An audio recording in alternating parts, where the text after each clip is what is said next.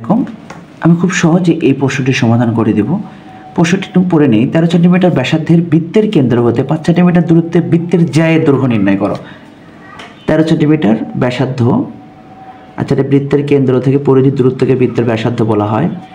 5 centimetre দূরত্বে এটা জ্যা, আচ্ছা 5 সেন্টিমিটার দূরত্বে জ্যা, এটা যদি এ এবং বি হয়, এটা সি এবং ডি। আমাদের বের করতে হবে এ বি এর পরিমাণ। আমরা জানি কেন্দ্র থেকে ব্যাসভিন্ন অন্য কোনো জ্যায়ের উপর অঙ্কিত লম্ব ওই জ্যাকে সমদ্বিখণ্ডিত করে, অর্থাৎ এ বি সমান হবে 2 ইন্টু এ, অর্থাৎ এডি এর দ্বিগুণ। এখন আমরা এখানে খেয়াল করি, এখানে যে ত্রিভুজটা আছে, ত্রিভুজ এ সি ডি, এই ত্রিভুজের এটা যদি 90 ডিগ্রি হয় তাহলে 90 ডিগ্রি কোণের বিপরীত বাহুকে অতিভুজ বলে।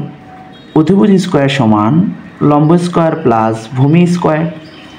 ওকে, 169 মাইনাস 25, এখানে আমরা এডি স্কোয়ার, আমরা এডি এর মানটা নির্ণয় করে ফেললাম, এই যে, অর্থাৎ এডি ইজ ইকুয়াল টু 12 সেন্টিমিটার।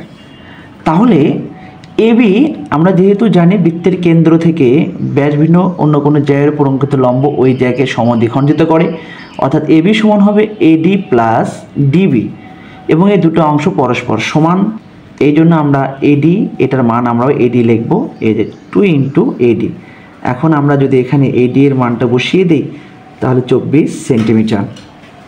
আমরা কিন্তু এভাবে খুব সহজে কিন্তু সমাধানটা করতে পারবো। সবাই ভালো থাকবেন, সুস্থ থাকবেন, আল্লাহ হাফেজ।